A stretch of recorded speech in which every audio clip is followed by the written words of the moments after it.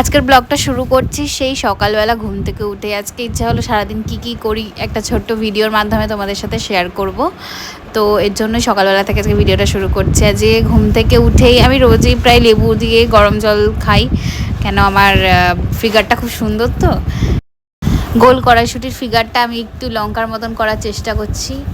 তো যাই হোক, তো তারপরে আমি ওটা খেয়ে রোহিতকে ঘুম থেকে তুলে আমি বিছানাটা গুছিয়ে নিচ্ছিলাম। বিছানা গুছিয়ে তারপরে আমার অনেক ছেলেমেয়ে রয়েছে ঘরে, তাদেরকে আমাকে পরিষ্কার করতে হয়। একদিন দুদিন ছাড়াই আমায় পরিষ্কার করতে হয়, নাহলে প্রচণ্ড ধুলো হয়ে যায়।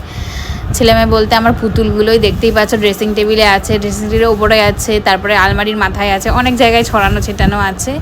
তো ওইগুলোকে পরিষ্কার করলাম, করে তারপরে ব্রেকফাস্ট করতে বসেছিলাম। আজকে তরকা রুটি হয়েছিল, তো ওটা খেয়ে আম চটকাচ্ছিলাম। মানে অনেকের বাড়িতেই হয়তো আমসত্ত্ব করা হয়, তো আমার বাড়িতেও আমসত্ত্ব করা হচ্ছিল। এগুলো কাঁচা আমগুলো সেদ্ধ করে ভালো করে চটকে ওর মধ্যে চিনি মিশিয়ে রোদে দিতে হবে। তো আমি সেটা চটকে দিচ্ছিলাম, ম্যাশ করে দিচ্ছিলাম আর কি, ভালো ভাষায় বলতে গেলে। তারপরে আমি স্নানে যাব, ওর জন্য আমার চুলটা গুটাচ্ছিলাম। স্নানে যাব, তো স্নান করে এসেছি, স্নান আমার হয়ে গেছে। এসে আমি টোনার ইউজ করি একটা, সেই টোনারটা ইউজ করছিলাম। সানস্ক্রিমেও ইউজ করি, সেটার ভিডিও করতে ভুলে গেছি। তারপরে দুপুরে রোহিত আসার পর খেতে বসেছিলাম। খাওয়া দাওয়া শেষ করে সন্ধ্যাবেলায় একটুখানি বেরোনোর জন্য মুখটা ধুচ্ছিলাম। সেদিন আই থিঙ্ক রবিবার ছিল, রবিবার একটু চড়তে বেরোতেই হয়। আমাদের বিকালবেলা খুব একটা বেরোনো হয় না, আমাদের সপ্তাহে কোনো দিনই খুব একটা বেরোনো হয় না রবিবার ছাড়া। তো আমি বেরোচ্ছিলাম, বাচ্চাগুলো আমাকে ধরে রেখেছিল। আমি গাড়িতে বসে আছি, তাও ধরে রেখেছে, আমরা যেতে দেবে না আমাকে।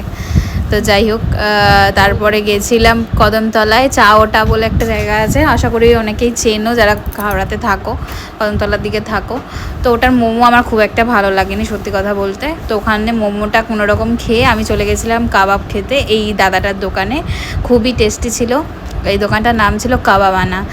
এটা কদমতলা পাওয়ার হাউসের ওখানে বসে একটা দাদা, তার ওয়াইফ, ওরা দুজনেই মোটামুটি থাকে। তারপরে আমি গেছিলাম পৃথিবীর সবচেয়ে ছোট্ট মেলাতে। তো মেলাতে গিয়েই 5 মিনিটের মধ্যে আমার মেলা ঘোরা হয়ে গেছে। তো যাই হোক, টাইম পাস করে আমরা চলে গেলাম বাড়ি। আবার অন্য কোনো ভিডিওতে তোমাদের সাথে দেখা হবে।